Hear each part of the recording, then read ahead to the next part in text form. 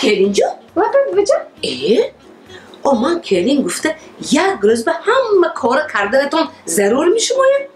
آخر شما آدم رابط نیکو و شما هم زیق میشوید مونده میشوید. آخر کسل شدنتان ممکن کلین جان. من کلین گفته خودتون اینقدر عذاب ندید کلین جان، کم کار کنید. آخه شما این خانه به کلین زیق میشوید. آخه اگر لازم شود یاردم پرسید. ما خانه به 6 نفر یاردم میکنیم شما به کلین جان. مالش بابا جان مالش. آی کلین جان الان چنگ پاک کنی رو بچین شما کنید. ما با دخترم مهینه خان خوراک میپزید.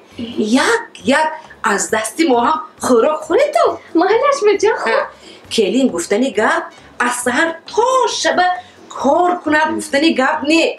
فهمیدید به کلین جان؟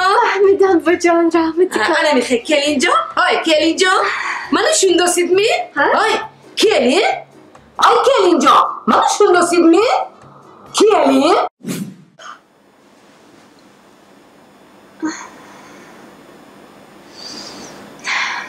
حالی خوابم بود میبر. آی کلین پاشا حاضر بابا جان